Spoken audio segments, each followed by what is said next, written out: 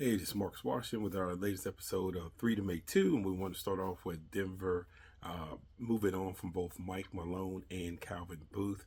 Obviously, there was a lot of friction there between Malone and Booth in how to build this team and how to um, keep moving forward, keep staying inside the championship conversation, especially when you have someone like Jokic on your team. You want to win more than one title. Winning only one is kind of damning in many ways and fashions, and they just could not get the balance of what the Cronkies want as far as spending, along with Malone winning at a clip and thinking that he has a roster he can win, and Calvin Booth putting together that roster, trying to please both Malone and what his goals are, and Cronky and what his financial goals are. And that's hard to do. And it caused a lot of friction with Booth and Malone. Booth also could not get an extension done with the Cronkies. So this is what we have: a handful of games before the playoffs, and the Cronkies moving on essentially from both of them. When JB Bickerstaff was fired from Cleveland, he had brought Cleveland to a level of success that they hadn't seen in a long, long time. Obviously, moving on to Kenny Atkinson has done wonders for the Cleveland Cavaliers, and that's not a slight on to JB Bickerstaff, but you can see where the Cavaliers are now. Obviously, the roster is also not the same, so take that into consideration. But the Detroit Pistons moved on from Monty Williams, which was a disaster, and gave Bickerstaff another chance. And boy, hasn't it worked out for them too. The Pistons are 43 and 36. They're sixth place in the East, and certainly could give, if they match it with the Knicks, give the Knicks a world of problems. They've clinched their best record since clinched a winning record for the first time since 2015, 2016.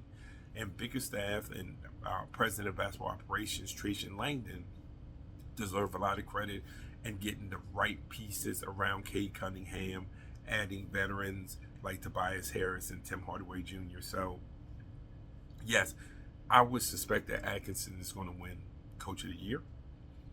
But I also think that Bickerstaff, who some would say got a raw deal, or however you want to classify what happened in Cleveland, the one thing he did prove in Cleveland is he could coach and that he could build. And Detroit is now the beneficiaries of that.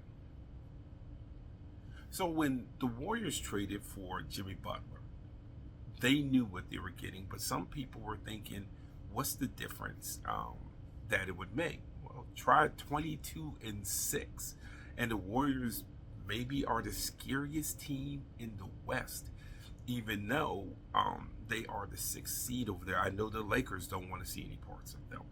Jimmy Butler has added that veteran presence, that winning mentality, that little edge that the Warriors were seeking beyond your man, beyond the big boy who always gets in trouble for Michigan State. Name escapes me, but Draymond Green. But what he's done is he has extended the window of Steph Curry. And what makes Golden State scary and also questionable is if there's ever a year in the Western Conference where this is all going to be about who you match up with in a series, it's this year. The Lakers don't want to see the Warriors. I'm not sure if the Warriors can beat OKC. I don't know if we get a classic series if the Warriors play the Rockets. Everything is mix and match. If the Warriors played Memphis, they would run them off the floor. It's such a mix and match, which I think could be great for the Warriors, could work against the Warriors. I think the Lakers also fall into that conversation of being a matchup heavy team.